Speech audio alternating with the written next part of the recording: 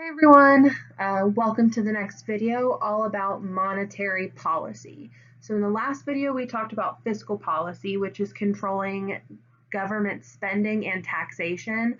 Monetary policy is all about controlling the supply of money and the supply of credit to influence the economy. All right, so when it comes to the economy, we talked a lot about in fiscal policy in the last video how there are people who believe that we need to spend money, the government needs to spend money to make money, which means they run at a deficit, meaning they're spending more money than they're making. Well, not everybody agrees with that. A lot of people call for the United States to have what's called a balanced budget, which means we are spending exactly how much we're making, or in hopes we're spending less than we're making, so we're actually saving money. They're worrying about how it's going to impact the future, what it's going to be like, in 20 years when we have to pay all of this money back. If you're interested in what the national debt looks like, my advice, or something that you can do for fun, type into Google on your phone, national debt calculator. It'll pop up how much money the government is currently in debt, and then we'll actually divide it by how much money, if we were going to divide by how many Americans were in the US right now, how much you all owe individually to pay off the national debt. So, monetary policy, all about controlling the supply of money.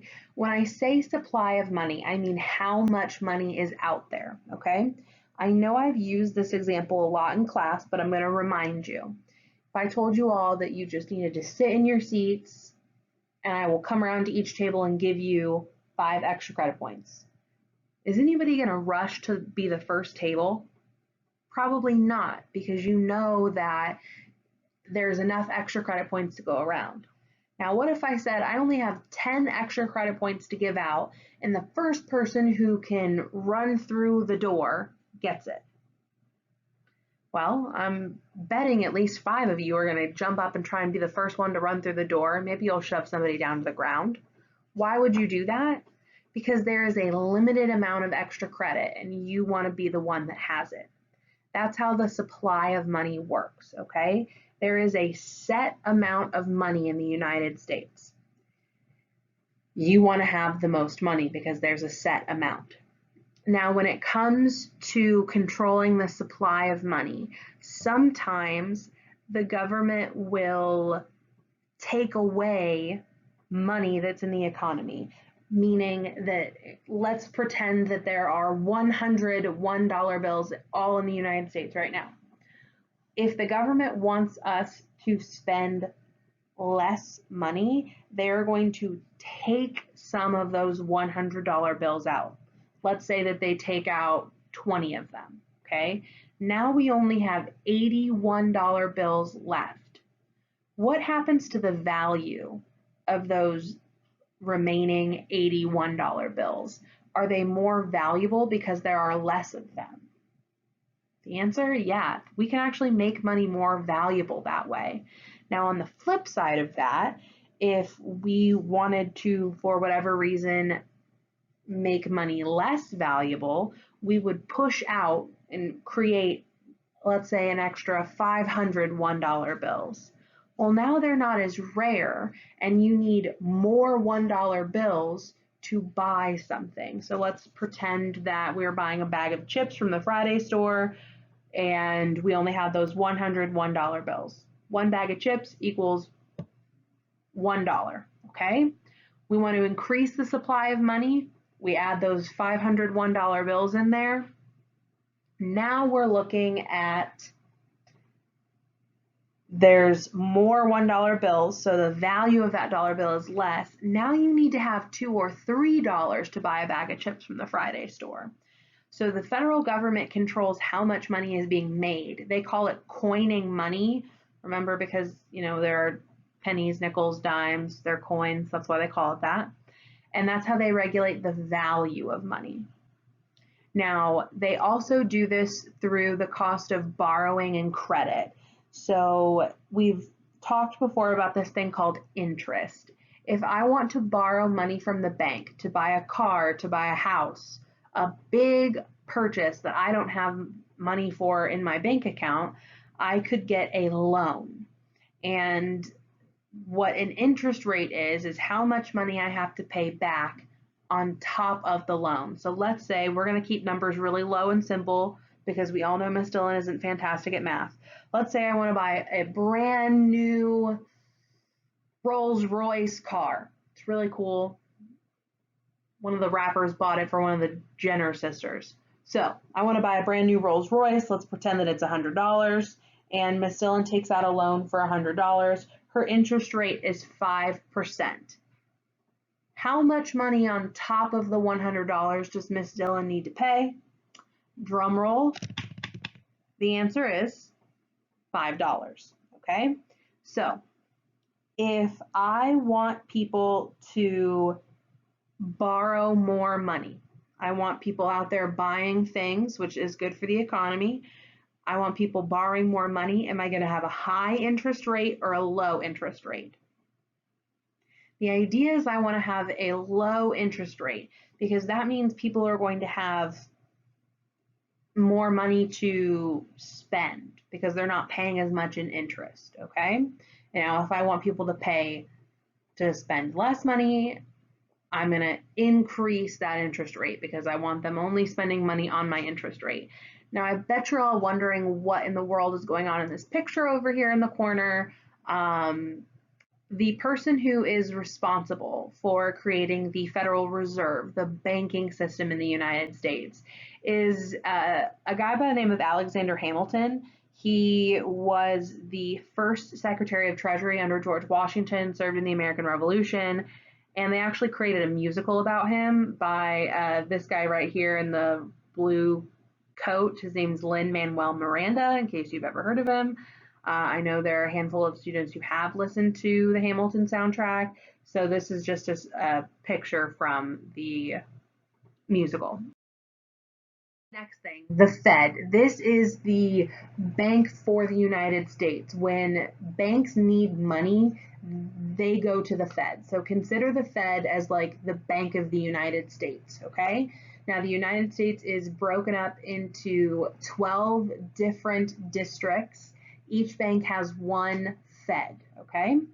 So if you are in District 1, you request to get money from District 1 bank. You cannot get it from District 7 bank. It has to be from the district that you're in. The board of the Fed, there are 7 members. They supervise the entire Federal Reserve System, okay? They are selected by the president and then approved by Congress. That is a check and balance. And the president typically serves for a 4-year term of the Fed. President of the Fed, not the President of the United States. Although the President of the United States also serves a 4-year term. So the board is independent from the president. That means that they don't have to worry about making a decision that will make the president happy. Their goal, their job is to make economic decisions that's for the best of the United States. Now, if the president selects them, they are more than likely going to have similar beliefs to the president, but that's not always the case, okay? Responsibilities of the Fed. They supervise their operations, so looking at monetary and fiscal policy, and then they determine general money and credit policies. How many $1 bills are going to be out there? Who is on the money? There's a really big push, or there was a really big push in the United States to redesign the $20 bill and take Andrew Jackson off because, you know, he's responsible for the genocide of Native Americans, and replace him with Harriet Tubman and other women of history. That has kind of been put on a back burner since this whole coronavirus began, but that is something that the Fed would be in charge of if they needed to be. Okay, picture over here on the left is a picture of one of the Federal Reserve banks. If you're looking for a good movie to watch on Netflix, there is a movie called Mad Money where 3 women rob the Fed. So, has something to do with education. There you go. All right, last one. So the United States has something called what's called the discount rate. That's the rate at which the Fed charges member banks for loans, okay? So this is like their version of an interest rate. So if, let's say, Huntington Bank needs money, they go to the Fed and say, hey, we need money. Now, if they are lowering the discount rate, lowering that discount rate interest, they are encouraging banks to borrow more money, okay, because the interest rate is lower. If they are raising the discount rate, that means that they want banks to borrow less money, okay? The other thing you need to know is the reserve requirement. This is the amount of money that all banks have to keep inside their vaults at all times. This was created, this requirement, reserve requirement, was created after the Great Depression, where people would go to the bank and they'd say, okay, I want my life savings that I put into the bank, and the bank would say, well, we don't have any. I said, what do you mean you don't have our money?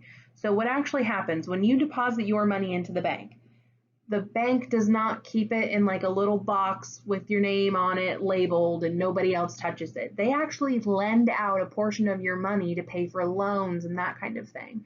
So the reserve requirement says this is the amount of money that the banks have to keep. So if another Great Depression happens, I can go to the bank and say, okay, I need my money.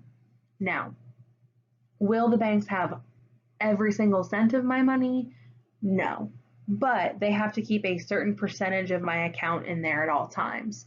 So what would basically happen is I would say, I'd like to take out all of my money. They would say, I can give you this amount now and this amount in 2 weeks or whenever it comes back. So with the reserve requirement, if we are raising the reserve requirement, that means that we want people to spend less money. Because the banks can't loan out money, people can't get loans, which means they can't spend their money. If they lower that amount, that means they want people to spend more money. They want it out there in the economy, okay? So during the coronavirus right now, they're actually lowering the reserve requirement because they want people spending more money to help stimulate the economy.